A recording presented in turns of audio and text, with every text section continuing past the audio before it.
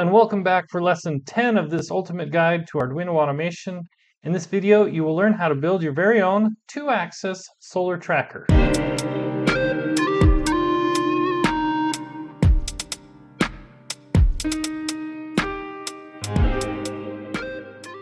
So here on top of my Arduino CNC table, we have the 2-axis solar tracker. Let's kind of go over the major components. Of course, we have the solar panel here in front, which collects power for our battery. And up here at the top, we have our 4 photoresistors that detect the sunlight, a little foam barrier to separate them into different quadrants. And if we go around back here, we have our battery, our solar charge controller. This plugs into the solar panels, the battery, and provides power to our electronics for this. We have our Arduino here, which is the brain, of course, and the L298N motor controller. This is controlling this linear actuator that controls the tilts of the solar panel. And then down here below, if we can find it, all right, we have a little gear motor also controlled by the L298N, and this gives us our rotation 360 degrees around. So let's go over this schematic, starting with the charge controller shown on the left. Connected to that, of course, we have our solar panels and our 12-volt battery. There's also this 12-volt line that comes off the charge controller and powers the L298N motor control board. The motor control board has a 5-volt output, which we will use to power the Arduino.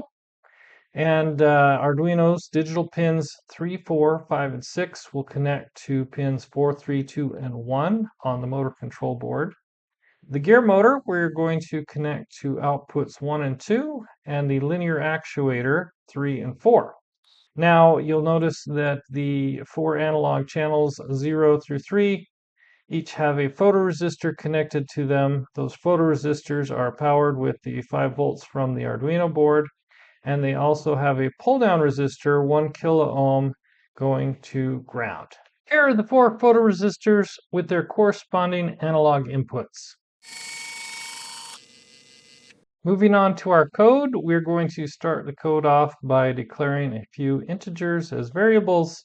We have one for left, right, up, and down. We also have some constants for the extend pin, retract pin, clockwise pin, counterclockwise pin, and the deadband, which you should remember from previous videos. Here in the setup loop, we will declare the extend, retract, clockwise, and counterclockwise pins as outputs and initialize them to low. First thing in our void loop we're going to do is figure out which sensors are detecting the most sunlight. So for left, for example, we're going to add up the values from analog 0 and analog 2. For right, we're going to add up analog 1 and analog 3. For up, analog 0 and 1, and for down, analog 2 and analog 3. Now for our logic statements, if the upper 2 sensors are detecting a little bit more light than the downward sensors, we're going to write high to our extend pin and low to our retract pin on our linear actuator. Other way around, if there's more light below, then we're going to write a low to our extend pin and a high to our retract pin. And if both are pretty close to each other, then we're going to write low to both pins so that the actuator doesn't move. Now the same logic applies to the left and right directions, except that this time, instead of using the extend and retract pins, we'll use the counterclockwise and clockwise pins to rotate the gear motor into the sun. All right, right now it is pointing out the window trying to find the sun, but I got my little flashlight here, which I can trick it out. So depending where the flashlight points, the solar panels will follow. So who knew that building a 2-axis solar tracker would be that easy? I hope you've enjoyed this lesson. If so, hit that subscribe button so you can see more like this in the future. Thanks for watching.